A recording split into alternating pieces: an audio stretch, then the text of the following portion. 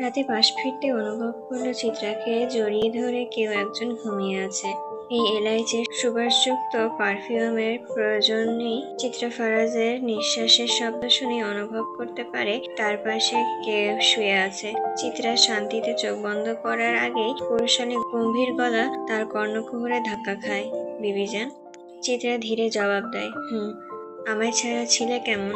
চিত্রা নির্লিপ্ত কণ্ঠে বলে, পুড়ে যাওয়া চিঠির ভিতরে অপ্রকাশিত ভালোবাসা যেমন।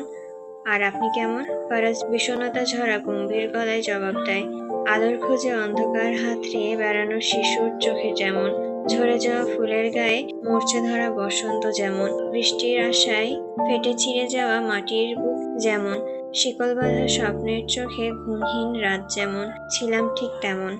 কথাগুলো চিত্রার বুকের ভেতরে গজিয়ে ওঠা সব যন্ত্রণার কড়িকে ফেটিয়ে দেয়। হু করে কেঁদে ওঠে সে, দুহাতে ফারাজকে জড়িয়ে ধরে। বুকের ভেতর জমে থাকা কান্নাগুলো কোনো শব্দ ছাড়াই বৃষ্টির মতন ঝরে পড়ে ফারাজের উন্মুক্ত বুক জুড়ে। ফারাজও চিত্রাকে আরো শক্ত করে বুকে টেনে নেয়, যেন হাতটা আরেকটু আলগা হলেই এই মেয়ে আবার হারিয়ে যাবে, এই স্পর্শটুকু আবার দূরের হয়ে যাবে। তাদের মাঝখানে শুধু থেকে যাবে ভাঙা ভাঙা নিঃশ্বাস আর অপূর্ণ কুমড়ে মরার বাক্য। কথা দিন, মেরে ফেলবেন কিন্তু কখনো দূরত্ব দেবেন না। আমাদের মাঝে আর কখনোই দূরত্ব আসবে না, কথা দিলাম। কিন্তু দূরত্বের অপর নাম কিন্তু ভালোবাসা ফারাজ। এমন মনে হচ্ছে আপনার থেকে আলাদা হয়ে আপনার জন্য আরো বেশি মরিয়া হয়ে উঠছি। দূরত্বের নাম যদি ভালোবাসা হয় তবে শিরোনামে লিখে দিও আমার পরাজয়। যে ভালোবাসা দূরত্ব সয় সে আর ভালোবাসা রয় কই? সে ভালোবাসা আমার চাই না যেখানে তোমার ছোঁয়া যায় না। 3 অক্ষরের দূরত্ব সম্পর্কে বাড়ায় গুরুত্ব, ওসব আমি মানি না, বুঝলে তো বউ চিত্রাঙ্গনা। ফারাজ যতটা সম্ভব আগলে রাখলো চিত্রাকে। আর দূরত্ব নয়, এবার ভালোবাসার গল্প শুরু। তবে এলাকার পরিস্থিতি ভালো না, সবাই এখন শত্রু। জলদি চিত্রাকে নিয়ে বাইরে চলে যেতে হবে, অন্তত চিত্রার একটা সুস্থ জীবনের জন্য। ফারাজ এসব ছেড়ে দিবে, সব পাপ সে ছেড়ে দিবে, কেবল তার চিত্রাকেই চাই, চিত্রাকেই লাগবে তার। সারাদিন ঘরে বসে কাটিয়েছে চিত্রা। ফারাজ এসে পাশে বসতেই চিত্রা তাকে বলল, পাসপোর্ট হয়েছে? ফারাজ ল্যাপটপে চোখ রাখতেই উত্তর দেয়, কাজ চলছে। তার কোল জোরে তখনও ল্যাপটপ। চিত্রার দৃষ্টি সেই যন্ত্রটির উপরে স্থির। ফারাজ সেটা বুঝে চোখ তুলে হাসে। চেয়েছি কি দেখছো? দেখছি ল্যাপটপ কি সুন্দর করে আমার স্বামীর কোল দখল করে বসে আছে। হিংসা হচ্ছে গো স্বামী। ফারাজ ল্যাপটপ বন্ধ করে বিছানার উপরে ছুঁড়ে মেরে চিত্রাকে কাছে টেনে কোলে বসায়। চুল সরিয়ে ঘাড়ে একটা চুমু দিয়ে বললে, সারাদিনে চুলগুলো আঁচড়াওনি, আসো একটা বেনি করে দেই। চিত্রা অবাক হয়ে বলে, আপনি বেনি করতে জানেন? না, তবে তুমি বলে বলে দাও, আমি ঠিক পারবো। চিত্রা মেঝেতে বসে পড়ে। ফারাজ আস্তে করে চুলগুলো আঁচড়ে এবড়ো থেবড়ো একটা বেনি গেঁথে দেয়। বেলকনির ফুলের টব থেকে সাদা সন্ধ্যা মালতী ফুল ছিঁড়ে চিত্রার বেনির ফাঁকে ফাঁকে গুজে দেয়। কি সুন্দর দেখাচ্ছে ওই চুল। চিত্রা আবার হাসে ফারাজের এলোমেলো হয়ে পড়ে থাকা শিমুলের তুলোর মতন মসৃণ চুলগুলোর ফুলে ফুলে ভরিয়ে দেয়। ফারাজ বাধা দেয় না, বউ তার যা ইচ্ছা করুক, তবুও খুশি থাকুক, হাসুক। সন্ধ্যার পর চিত্রা ছাদে যায়। বহুক্ষণ নিস্তব্ধ দাঁড়িয়ে থাকে সে, চেয়ে থাকে দূর আকাশে। সেখানে গোধূলির আলো আঁধারিতে হারিয়ে যাচ্ছে দিনের শেষ আলো। সুখ ছাড়া আর কিছুই চায় না চিত্রা, কিন্তু এই দুঃখ যে তার পিছুই ছাড়ে না। জীবনের সুন্দর হওয়াও সব জলদি আরো অসুন্দরে ছেয়ে যাচ্ছে। আর কালকে বজ্র কি বললো? চিত্রা কি করে লড়তো ওদের সাথে? ইচ্ছে করে কি কেউ মৃত্যুর দুয়ারে ঝাঁপিয়ে পড়ে? বজ্র মন টেরা জবাব দিয়ে শান্তি লাগছে। যেমন প্রশ্ন তেমন উত্তর, লাগুক এখন তার, যা মনে করার করুক, আর ভালো লাগে না। ধ্যাত। চিত্রা ছাদ থেকে কাপড়গুলো নিয়ে নিচে নামতে যাবে, হুট করেই সোহাগের সম্মুখীন হয় সে। চিত্রার সঙ্গে চোখাচোখি হতেই সোহাগ থমকে দাঁড়ায়। চিত্রা পাশ কাটিয়ে চলে যেতে চাইলে সোহাগ আকুল গলায় অনুরোধ করে, কিছুক্ষণ থেকে যাও। চিত্রা স্থির চোখে তাকিয়ে থাকে কিছুক্ষণ, তারপর বলে, ছাদের শেষ কোণায় যাও, আসছি আমি। চিত্রা অগোছালো চুলের খোপা খুলে দেয়, মাথার ওড়নাটা পিছনে পড়েছে। সে পুনরায় মাথায় কাপড় দিয়ে পুকুরের পাড়ে পশ্চিম পাশে সেই জায়গায় তাকায়। 1 সপ্তাহে ঘাস উঠেছে সেই জায়গায়, এখন ঠিকভাবে ঠাহর করাও যাচ্ছে না কোথায় চাপা পড়ে আছে সেই বস্তা এবং তার ভেতরের রহস্য। সোহাগ শেষ বেলায় বাড়ি ফিরে টিয়া পাখির ঝাঁকের দিকে তাকায়।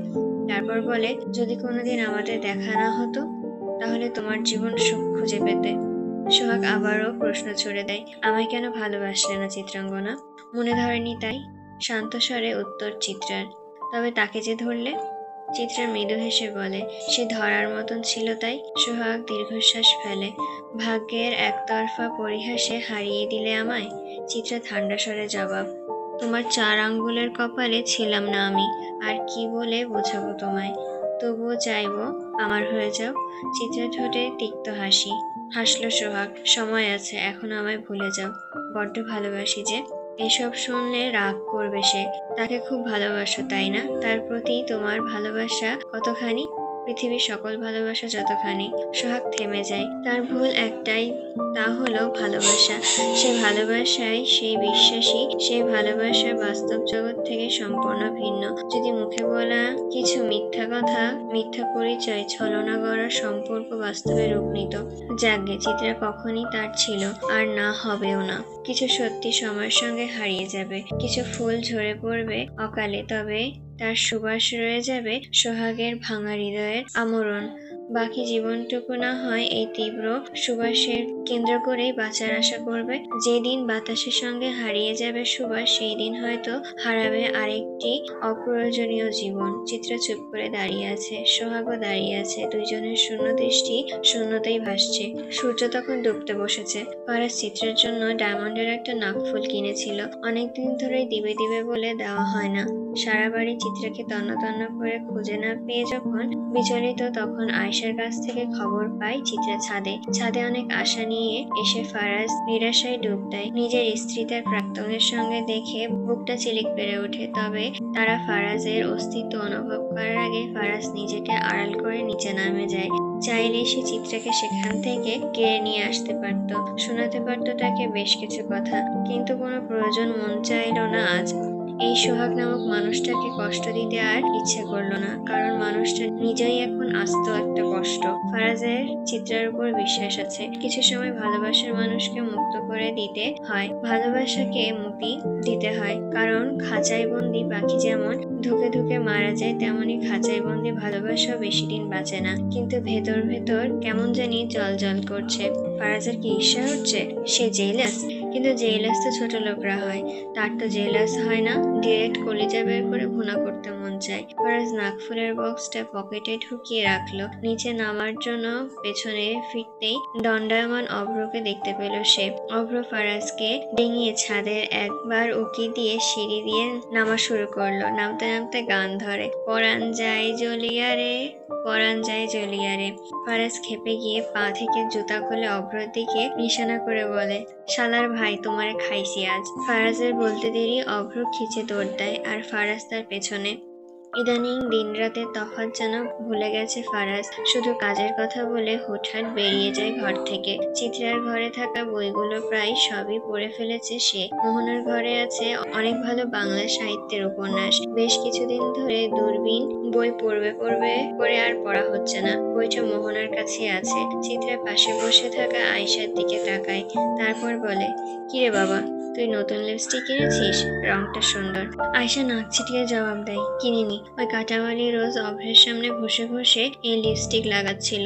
এখন খাম মেরে শালীর বিদেশি প্রতিবন্ধী দেখি কেমন করে ঘষা মাজা করে। ও আমাকে চেনে না। আমার সরকার ভাই সুন্দর দেখে নজর দেওয়া, ওই মেয়ের ঠোঁট কেটে আমি পিছনে লাগিয়ে দেব। চিত্রা হেসে বলে, বাপ রে বাপ, বেশ কথা শিখেছিস বিয়ের পর। আপা, আপনি কথা দেন আর কখনো নিজেকে বিপদে ফেলবেন না, কোনো কাজ করতে যাবেন না। একবার ভেবে দেখেন ওই দিন আপনার কিছু হয়ে গেলে আমি কি জবাবদিহি করতাম। চিত্রা একটু চুপ করে বলে, চুপ করো, মরিনি তো, বেঁচে আছি। তারপরে একটু হেসে আবার বলে, ভালো কথা, ইদানিং না কেমন যেন খালি ক্ষুধা লাগে রে, খেতে ইচ্ছে করে, খেলে আবার বমি হয়, আবার না খেলেও বমি লাগে। আয়েশা চিন্তিত গলায় বলে, ভাত এনে দিই? ভাত খাননি এখনো? না না, ভাত খেতে ইচ্ছে করে, মিষ্টি জাতীয় খাবার খেতে ইচ্ছে করে। আচ্ছা, আমার রুমে মিনি ফ্রিজটা খুলতো, চকলেট লাভা কেক আছে, ফারাজের নিজের হাতে বানানো, চল ওইটা খেয়ে শেষ করি। আয়েশা চোখ গোল করে বলে, আরে ভাবি, লক্ষণ কিন্তু মোটেও ভালো না। আপনার আগে কিন্তু কুদ্দুসকে দুনিয়ায় আনবো আমি। আপনার আগে গেদা এনে আপনার গেরিকে জ্বালাতে হবে না। চিত্রা হেসে জিজ্ঞাসা করে, কেমনে বুঝলি তো যে গেদিই হবে? 14 সেন্স ব্যবহার করে। বাহ, বিলুপ্ত প্রায় প্রাণীর মতন মহামূল্যবান দেখছি তুই। হাসির রেশ রেখে চিত্রা বলে, আচ্ছা চল মোহনা ভাবির রুমে গিয়ে টাঙ্কি মারি। আয়শা আবারও বলে, আপা ওইটা তো ফারাজ আব্বার সঙ্গে মারবেন, আর মশারি ভাবির সঙ্গে মারবেন আড্ডা। বাড়ির পুরুষরা এই সময় বাড়িতে থাকে না, যদিও ফারাজ বাদে, কিন্তু আজকে তো সে নেই। মোহনা ফুলের চুলে তেল লাগিয়ে উকুন এনে দিচ্ছে। এই মেয়ে সারাদিন দৌড়াদৌড়ি করে মাথা ঘেমে একাকার হয়ে যায়। সে আঠালো চুল অযত্নে পরে মাথায় উকুন হয়ে গিয়েছে। চুল আছড়ে বেনি করে দিতে দিতে মোহনা কপট রেগে বলে, আর দৌড়াদৌড়ি করবি না। কি অবস্থা করেছিস দেখ নিজের। রোদের তাপে মুখের ওপর কালচে ভাব পড়ে গেছে। ফুলি লাজুক গলায় বলল, আচ্ছা আর করবো না, এখন বিছানায় গিয়ে একটু ঘুম দে তো। ফুলি ভয় ভয় করছে। সে মুখশ্রী দেখে মোহনা বলে, চিন্তা নেই, রওশন ফিরবে কাল ভোরে। ফুলি নিরুত্তর ধীর পায়ে বিছানায় গিয়ে শুয়ে পড়ে। মোহনা তার পাশে এসে শোয়, মাথায় হাত বুলিয়ে ঘুম পাড়ানি গান গুনগুনিয়ে গায়। তবে ফুলির চোখ বন্ধ করার আগেই কেউ দরজায় খটখট শব্দ করে। মোহনা উঠে গিয়ে দরজা খুলে কিছুটা অবাক হয়। তার চোখ বিস্ফোরিত, বেশ অবাক হয়েছে, সঙ্গে মনের ভয় উপচে উঠেছে। রওশন এই সময় রুমে এসে রওশন ফুলিকে দেখতেই এক মুহূর্তের জন্য স্থির থাকতে পারেনি। যে নারীকে সে সবচেয়ে বেশি ভালোবেসেছে, সেই নারী যখন তাকে সেই দুনিয়ার সবাইকে এত ভালোবাসা বিলিয়ে দেয়, তখন সেই দুঃখ হয় তা বলে বোঝানো দায়। মোহনা যাকে ভালোবাসবে, রওশন তাকে কেড়ে নিবে। মোহনা কোনো ক্ষতি করবে না, তবে তাকে ব্যথা না দিয়েও সবচেয়ে বড় ব্যথা দিবে রওশন। রওশন এগিয়ে এসে লুঙ্গির গিঁট বাঁধে, তারপর একটানে ঘুমন্ত ফুলিকে টেনে বিছানা থেকে নামিয়ে মেঝেতে ফেলে। ফুলি কিছু বুঝে ওঠার আগে শরীরটা ঠান্ডা ঘামে মতন জমে যায়। সে বুঝতে পারেনি তার সঙ্গে কি থেকে কি হয়ে গেল। মোহনা তড়াক করে উঠে রওশনের পায়ে পড়ে যায়, কান্নায় ভেঙে পড়ে, আকুতি মিনতি করে বলে, ওকে ছেড়ে দাও, ওর কোনো দোষ নেই, ওর সঙ্গে খারাপ কিছু করো না, সামনে থেকে সর মোহনা। বলে পা ছাড়িয়ে নেয় রওশন। চিত্রা আর আয়েশা মোহনার ঘরের দিকেই আসছিল। চেঁচামেচির শব্দ শুনে তারা দৌড়ে আসে। রওশন ফুলির বাহু ধরে তাকে টেনে হিঁচড়ে ঘরের বাইরে নিয়ে যাওয়ার আগেই চিত্রা এসে উপস্থিত হয়। মোহনা চিত্রাকে দেখে সাহস পায়, দৌড়ে এসে তৎক্ষণাৎ চিৎকার করে, বোন বাঁচাও আমার ফুলিকে, ওরা জানোয়ার, মেয়েটাকে ধ্বংস করে ছাড়বে। চিত্রার মাথায় কিছু ঢোকে না, কি করবে বুঝতে পারছে না। এখানে হচ্ছেটা কি? রওশন ধমকে বলে, চিত্রা সামনে থেকে সরে যাও। চিত্রা নিজেকে শক্ত করে, বুক টান করে জায়গায় দাঁড়িয়ে থাকে, কাপা গলায় বলে ওঠে, ফুলিকে কোথায় নিয়ে যাচ্ছেন ভাই? দেখো চিত্রা, সেটা তোমার জানা দরকার নেই, সামনে থেকে সরো বললাম। মোহনা উঠে এসে ফুলিকে ছাড়ানোর জন্য চেষ্টা করলে রওশন বাধ্য হয়ে তাকে ধাক্কা দিতে। মোহনা মাথায় আঘাত পায়, পড়ে যায় মেঝেতে, তাও কান্না আর আকুপাকু দূর হয় না। চিত্রার ইশারায় আয়েশা চটজলদি মোহনার কাছে দৌড়ে যায়। রওশন দাঁত চেপে বলে, দেখো চিত্রা, সামনে থেকে না সরলে ধাক্কা দিতে বাধ্য হমু। চিত্রা স্থির গলায় বলে, তো দেন দেখি ধাক্কা, তবু আপনি ফুলিকে নিয়ে কোথাও যেতে পারবেন না। রওশন চিত্রার সাহস দেখে অবাক হচ্ছে। সেই দিনের ওই তালুকদার বাড়ির মেয়ে শিরায় কত গরম, ফারাজ মাথা নষ্ট হয়েছে এই মেয়ের রূপ দেখে, খুনের বদলে রূপের পূজারি হয়েছে। যেদিন এই মেয়ে ওকে সহ বাড়ির সবার পেছনে ছুরি চালাবে, সেই দিন পাবে আসল শিক্ষা। চিত্রা খুব ভয় করছে, কিন্তু পাশ থেকে মোহনার ও সেই আত্মনাদ তার পা জমিনের সঙ্গে আটকে রেখেছে। বিবেক তাকে নড়তে দিচ্ছে না।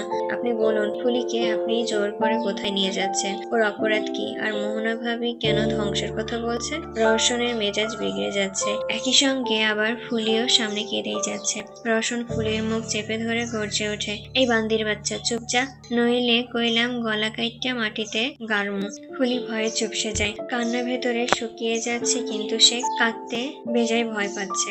চিত্রা টেনে ফুলিকে ছিনিয়ে নেওয়ার আগে পেছন থেকে রুমানা এসে চিত্রাকে জাপটে ধরে, বউ তুমি পাগল হইছো?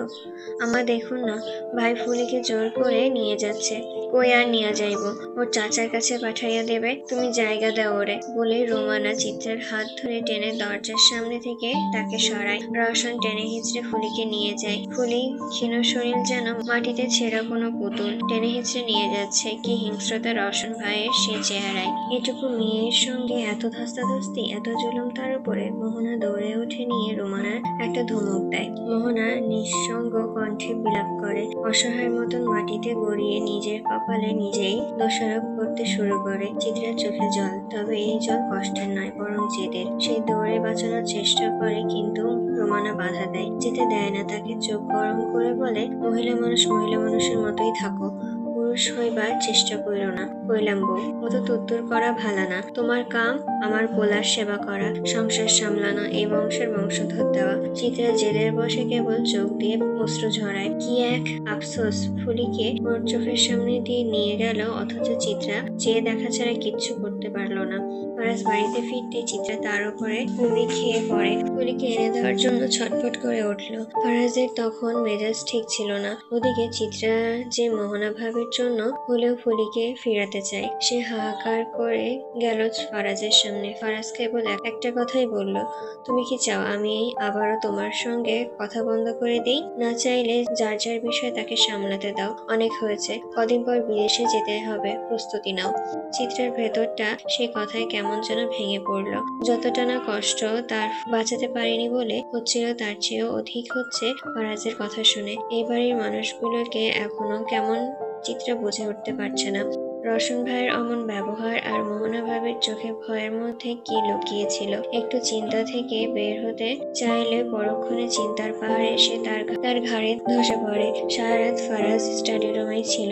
সবার প্রবেশ নিষেধ করে দিয়েছিল ওই রুমে। চিত্রার ঘরের এক কোণে কেবল মুখ থুবড়ে পড়ে আছে। মাথায় একটাই চিন্তা, এবারের আসল রহস্য কি? ফুলিকে কোথায় নিয়ে গেল? আম্মা হুট করে অমন ব্যবহার বদলে যাওয়া, আর মোহনা ভাবি ওই কথার ইঙ্গিত কি? ভাই, আপনি ড্রাগস নেবেন কেন? নিয়েন না ভাই ড্রাগস, অভ্র বলল। পাশ থেকে রোজও সামাল তালে বলে উঠল, ওইসব নিয়ে নিজেকে কষ্ট দেওয়ার মানে কি? যা বললাম তাই কর। রোজ না চাইতেও মাদক দ্রব্যগুলো ফারাজের সামনেই এনে রাখলো। ফারাজ ড্রাগ নিলে তার সকল ব্যথা, সকল যন্ত্রণা কমে যাবে, মন খুলে চিন্তা করতে পারবে। সে সামনে সাদা প্যাকেট থেকে কিছু একটা বের করে হাতের ওপর পাটে ঢেলে নিল। শুকে নিবে তার আগেই চিত্রার মুখটা চোখের সামনে ভেসে উঠল। সে নেশা পানি পছন্দ করে না। ফারাজ নেশা করলে সে কষ্ট পাবে না? হুট করে মাথায় আরো বিগড়ে যায়। সামনের টেবিলটা উল্টে ফেলে দেয় সে। কপালে হাত দিয়ে ধমকে ওঠে সবাইকে, লিভ মি অ্যালোন। ফারাজের দুনিয়া এদিক ওদিক হয়ে যাচ্ছে। চিত্রাকে লাগবে তার। একটা ভারী বিষাক্ত নিঃশ্বাস পতনের জন্য হলেও চিত্রাকে লাগবে। এই দেশে আর এক মুহূর্ত না। ফারাজ যতই কষ্ট পাক, যতই হাহাকার করুক, চিত্রা ঠিকই বারবার ঝামেলায় জড়িয়ে পড়বে। ভালো ব্যবহার অনেক হয়েছে। বউকে নিরাপদে রাখতে যদি খারাপ হতে হয়, হিংস্র হতে হয়, তবে ফারাজ এলাহি এবার থেকে তাই হবে। জীবনে অনেক কিছু হারিয়েছে ফারাজ। ফারাজের ফেলে আসা অতীত সব কেড়ে নিয়েছে তার। জীবনের সবচেয়ে প্রিয় মানুষটিকে ওই অতীতেই হারিয়ে আজকে এই পাপিষ্ঠ পুরুষের সৃষ্টি। আর নয়, ফারাজ আর হারাতে চায় না। অতীতকে তো বদলাতে পারবে না ফারাজ। যা হারিয়েছে তা ফিরে পাবে না, কিন্তু যে আছে তাকে তো আগলে রাখা সম্ভব। তাকে আর হারানো যাবে না। কারণ না পেয়ে হারানোর থেকে পেয়ে হারানোর দুঃখ বেশি।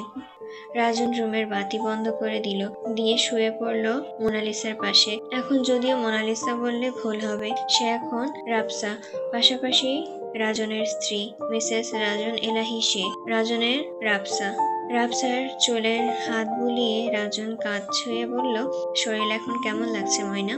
আগের থেকে ভালো, নরম গলায় শোধালো রাবসা, কণ্ঠে জোর নেই। রাজন তার কপালে আলতো চুমু খেয়ে আস্থা দেয়, দেখবা তোমার কিচ্ছু হইব না ময়না, তুমি জলদি সুস্থ হয়ে উঠবা। সান্ত্বনা দিচ্ছ? না গো, সত্যি বলছি। একটু থেমে রাবসা বলে, রজন, দুনিয়ায় এত মেয়ে থাকতে অতীতার নষ্ট নারীর প্রেমে পড়ে তাকে বিয়ে করলে কেন? রাজন রুর কণ্ঠে বলে ওঠে, আর একবারও যেন এসব ফালতু কথা জবান থেকে না বাইর হয়। তুমি আমার বউ, আমার সব তুমি। তোমার মেয়ে আছে, বউ আছে, তবুও তুমি আমাকে বিয়ে করে ওদের জীবনটা নষ্ট করেছো। আমি তো এমনিতেই পাপী, এখন আবারও পাপ। রাজন তাকে থামিয়ে দেয়, বলে, নদীরে আমি ভালোবাসি না। আর মাইয়া, নুরির মায়ের যখন আলট্রা করছি তখন শরীর ডাক্তার কইছে পোলা হইব, হইছে তো বালের মাইয়া। আগে যদি জানতাম ওইটা মাইয়া, তাহলে পেটে থেকেই মাইরা ফেলতাম। রাফসা স্তব্ধ হয়ে যায়। মেয়ে মানুষ এত অপছন্দ কেন? মেয়ে মানুষ দিয়া কি করবো? আমি মরলে ওই বালগুলা আমার অভাব পূরণ কইরা ব্যবসা সামলাইতে পারবো? আমিও তো মেয়ে মানুষ, আমায় ভালোবাসলে কেন? তুমি আর ওরা এক হইল নাকি ময়না? তুমি ভিন্ন। নদীর বাচ্চা হয়নি? রাজন চুপ যায়। রাফসা রাজনের গালে হাত রেখে বলে, আমাকে ভালোবাসো তো? অন্তত মিথ্যা বলবে না আমার সঙ্গে। রাজনের রাফসার সেই আকুতি আবেদনে হৃদয় কেঁপে ওঠে। সে রাফসাকে নিজের বুকে আগলে বলে, নদীর মা হইছিল, পরপর 2 বাচ্চা নষ্ট করি আমি। কারণ ঘুইরা ফিরা মেয়ে জন্ম ছাড়া কিছুই দিতে পারেনি সে। নদী কখনোই সেই থেকে কইরা বাচ্চা নষ্ট হয় নাই। ওর সেসবে কোনো দোষ ছিল না। নষ্ট করছি আমি। তবে দোষ সে চাইলেও দিতে পারতো আমার উপরে, দেয় নাই। নদীর মহৎ শাস্তে হইব না? সে তোমাকে আমার থেকেও বেশি ভালোবাসে, তাই হয়তো তুমি সবার সামনে খারাপ হও কখনো চাইনি। আমাদের মাঝে কেবল আমরা থাকবো ময়না। তুমি ওই শালির আলাপ পাইরো না। ওর গায়ের ময়লা রং দেখাই তো ওর সঙ্গে আমার শুইতে ঘৃণা লাগে। খালি গরিব ঘরের মাইয়া, ওরে বিয়া করলে কোনো ঝামেলা হইব না, সব সহ্য করে নিতে পারবো, তাই বিয়া করা। না হইলে ওর মতন মেয়ে রাজনের বিছানায় যাওয়ারও যোগ্য না। রাফসার একটা কথাও বলে না। রাজনকে সে নিজের থেকে বেশি ভালোবাসে। রাজনের যে কোনো স্বরেখানে বেশি আনাগোনা ছিল। সেবারের কথা, রাফসা তার চাচার বাড়ি থাকতো। ছোট থেকে রাফসা তার চাচাকে দেখতে পারতো না। চাচা সবসময় ছোট রাফসার গায়ে বাজেভাবে স্পর্শ করত। বয়স বাড়ার সঙ্গে এই স্পর্শের ভয়ে পরিণত হয়। রাফসা যেখানে পড়ালেখা করত তার সঙ্গে চাচার বাড়ি ছিল বিধায় বাবা মায়ের জোর জবরদস্তিতে চাচার বাসায় থাকার জন্য পাঠায়। চাচা আপত্তি ছিল না, চাচিরও আপত্তি ছিল না। বিনা পয়সায় জিতে পাবে। কতবার মাকে সব খুলে বলেছে, উল্টো মা তাকে গালাগালি করত, কখনো বিশ্বাসই করেনি। চাচিকে সব বলার পর চাচির হাতে কড়া এক চড় দিয়ে বসলো রাফসার গালে। তার পবিত্র স্বামীর নামে নাকি রাফসা ইচ্ছে করে অপবাদ দিচ্ছে। দোষ নাকি রাফসা নিজের চরিত্রেই মিশে আছে। তারপর আর কি? একদিন চাচি সত্যি বুঝতে পেরে রাফসার কথা মিথ্যা ছিল না। তখন বুঝলো যখন তার আপন বোনের মেয়ের সঙ্গে তার স্বামী একই কাজ করছে। আফসোসের বিষয়, সেইবার চাচির সংসার বাঁচানোর জন্য রাফসার উপরই দোষ দিল। স্বামী স্ত্রী মিলেই রাফসাকে লতার পতিতালয়ে বেচে দিয়ে নাম দিল নষ্ট। রাফসা পালিয়ে গিয়েছে। লতার কাছে বিক্রি হওয়ার পর রুমের সবার প্রথম যে ভিআইপি কাস্টমার এসে ভয়ের পর্দার আড়ালে লুকিয়ে থাকা রাফসার ছোঁয়ার অধিকার লাভ করলো সে ছিল রাজন এলাহি। কিন্তু সেই সত্যি রাফসাকে রাজন স্পর্শ করলো না। প্রথম দেখায় বিমোহিত হলো। তার এত ভালো লেগে গেল যে অন্য কারোর সঙ্গে সে রাফসাকে ভাগ করতে চাইল না। সেই থেকে রাফসাকে রাজন ছাড়া আর কেউ দেখাও সুযোগ পেল না। রাজন রোজ আসতো, রাফসার কোলে মাথা রেখে গল্প করে রাত কাটিয়ে দিত। তারা রাত জেগে দাবা খেলতো, তাস খেলতো, গান গাইতো। সেই রাফসাও রাজনকে ভালোবাসায় একসময় পড়ে গেল। তারপর আর কি, মুসলমান হলো। মোনালিসা থেকে রাজনের রাফসা হলো।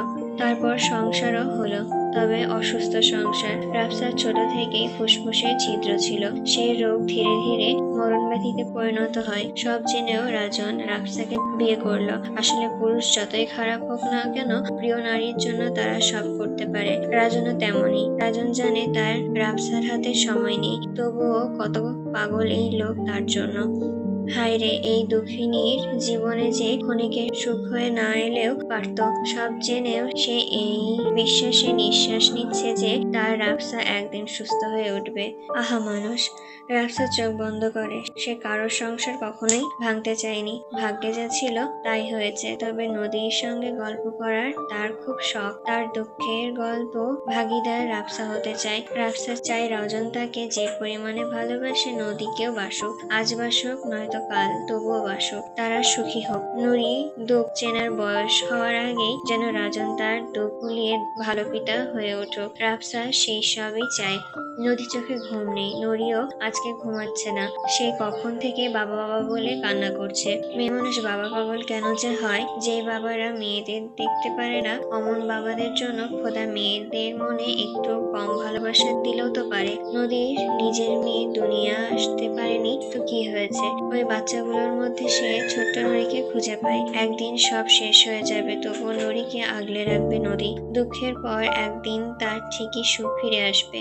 নদী রাজনকে কল করে, কতবার কল করে, নাম্বার ব্যস্ত, ব্লক করেছে তাকে তা বুঝতে বাকি রইল না নদী। সে নুরিকে ঘুম পাড়ানোর চেষ্টা করে খোদাকে স্মরণ করে বলে, আমার তাহাজ্জুদের নামাজ তুমি বিফলে যাইতে দিও না খোদা। আমার স্বামীরে তুমি আমার বুকে ফিরাইয়া দাও, তার হৃদয়ে আমার জন্য একটু হলেও টান দাও। আমারে তার ভালোবাসা লাগবো না, সে শুধু আমারে একটাবার বুকে জড়াইয়া আমার নদী বইলেই ডাক দেখ। আমি নদী সেই মুহূর্ত আঁকড়ে ধইরা মাটির নিচে যাওয়ার দিন গুনমু। সোহানের মাথা ধরে আছে, মাথা পুরো খারাপ। তার মা অসুস্থ, বিয়ের কথা বলছে বারবার। মাকে কি করে বলবে চিত্রাকে বিয়ে করতে চায় সে? চিত্রা তার সকল মন্দের একমাত্র ভালো। চিত্রাকে পেলে দুনিয়ার সব খারাপ কাজ ছেড়ে দিবে, হারামকে নিষিদ্ধ করবে নিজের জন্য। তবে মায়ের জন্য মনটা ভালো নেই। মা অসুস্থ থাকলে তার দুনিয়া আন্ধার লাগে, মাথা কাজ করে না, শরীর জ্বলে পুড়ে ওঠে। সোহানের পাশে এসে সিফাত দাঁড়ায়, এসে বলে, ভাই মাহাদি আর ওর বউ মাঝে ঝামেলাটা শেষ করবেন কবে? এই আত্মনাদ হাহাকার শুনতে ভালো লাগে না। লঞ্চ এগিয়ে চলেছে রাতের আধারে বুড়িগঙ্গার সদরঘাটের দিকে। সকালে বরিশাল এসেছিল এক কাজে, সেখান থেকে সন্ধ্যা রাতে ঢাকার উদ্দেশ্যে লঞ্চ করে ঢাকায় ফেরা। এই লঞ্চের গুদাম ঘরে মাহাদি আর মারিয়াকে তুলে এনে বন্দি করে রাখার ব্যবস্থা করেছে সোহান। গুদাম ঘরে গিয়ে সোহান পায়ের উপর পা তুলে চালের বস্তার উপরে বসে। কি রেসিফাইতে চাউলের খোঁচা পাছাই লাগে কেন? দাঁড়ান ভাই, চেয়ার দিতাছি। না থাক, মাঝে মধ্যে খোঁচা খাইতে মজা লাগে, চুলকানি কমে। এই যে এখন একটু নড়াচড়া করলেই চাউলের খোঁচা পাছায় চুলকানি কমাইবো। মাহাদিকে হিচড়ে সোহানের সামনে টেনে আনে দুইজন লোক। মারতে মারতে অবস্থা নাজেহাল হয়েছে। মুখে চাউল গুজে শরীরে লোহা গরম ছ্যাঁকা লাগিয়ে দিয়েছে, পায়ের তলার ছাল উঠিয়ে ফেলেছে।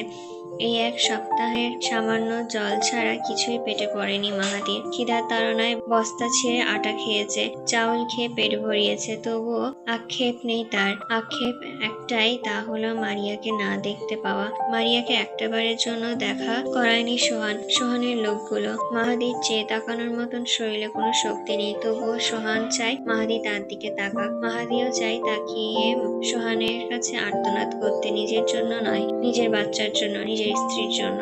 সোহান সিফাতকে ইশারা করতেই সে মাহাদিকে সোজা করে বসায়, হাত পা বেঁধে দেয়। তারপর মাহাদির সামনে পেশ করা হয় মারিয়াকে। মারিয়া ছাপা সাদা শাড়ির ওপরে নীল ছোট্ট ছোট্ট ফুল করা। শাড়িটি রক্তে জর্জরিত, লাশের মতন পড়ে আছে সে, নড়ছে না, চড়ছে না। মাহাদি চোখ মেলার চেষ্টা করে, কষ্ট হচ্ছে চোখটা মেলতেও তার, তবে কানটা সজাগ। মাহাদি মারিয়ার পড়ে থাকা দেহটার দিকে তাকিয়ে থাকে, তারপর ঠান্ডা গলায় বলে, কয়বার? সিফাত জবাব দেয়, জানি না ভাই, ছেলেদের হাতে তুলে দিয়েছিলাম, ওরা জানে। মানুষ তো অনেক। ধারণা করেন। সোহাগ শাড়ির রক্তমাখা ভেজাগুলো দিকে তাকিয়ে বলে, এত রক্ত কিসের? বাচ্চা নষ্ট হয়ে গেছে।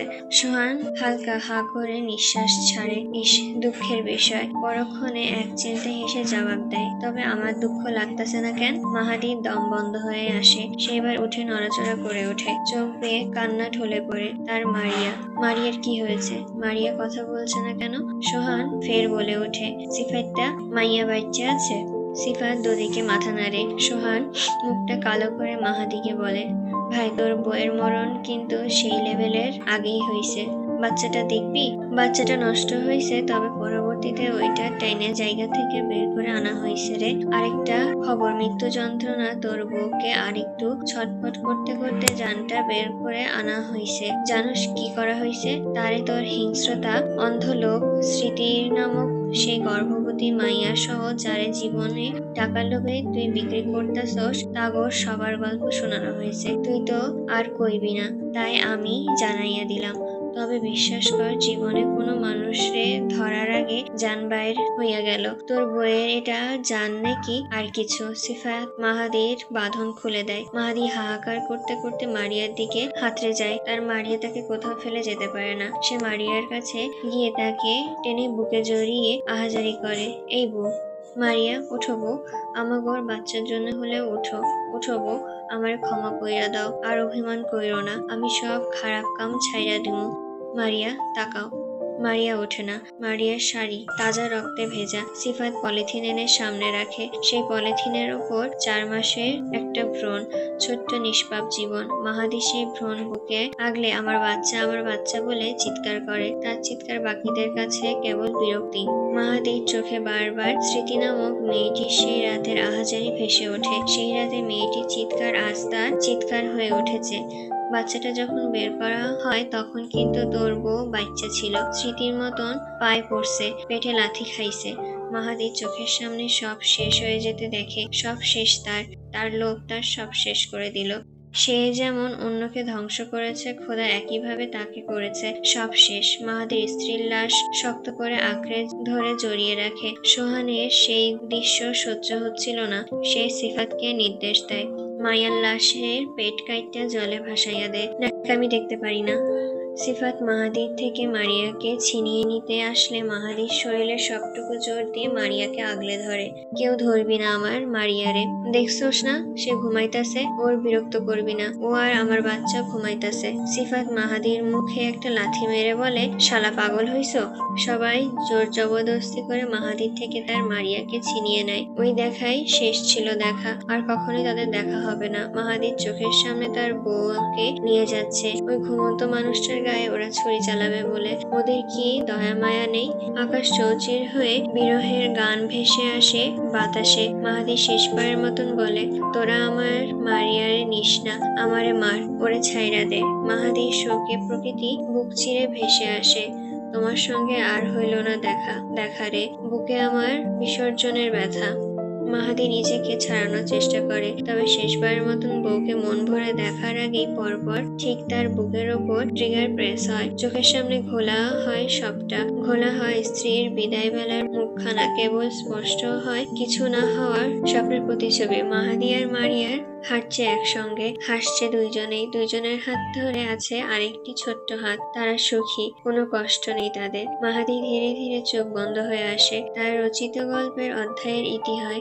দুনিয়ায় হয়তো কোনো না কোনো দিন মাহাদির পাপের গল্প জানতে পারবে না অভাবের তাড়নায় খারাপ হওয়ার গল্প, স্ত্রীকে বাঁচাতে না পারার যন্ত্রণা, স্ত্রীর ভ্রূণ হাতে নিয়ে ডুকরে ওঠার গল্প। এটাই জগতের অটল নিয়মাবলী। পাপের পরিণতি সর্বত্র সমান। এপার ওপার দুনিয়ার কোণে কোণে তার শাস্তি গোড়া। কিন্তু এই পরিমাণের মাঝে কি রয়েছে লাভ? বরং পাওয়ার চাইতে না পাওয়ার গল্প অধিক ব্যাপ্য। কথায় আছে, অতিমাত্রায় লোভে তাঁতি সুতা ছিন্ন হয়, আর সেই লোভের জালেই জীবন পরিপূর্ণ হয় দুঃখ বেদনায়। লোভের সঙ্গে মৃত্যুর তীর ছুঁয়ে যায় প্রাণকেন্দ্রে। মাহাদির অধ্যায় আমাদের আবারও মনে করিয়ে দিল, অতিরিক্ত পাওয়ার নেশা ভয়ঙ্কর রকমের খারাপ। এই নেশা কেড়ে নেয় জীবনের থেকে অতিরিক্তই, যা ফিরে পাওয়া অসম্ভব।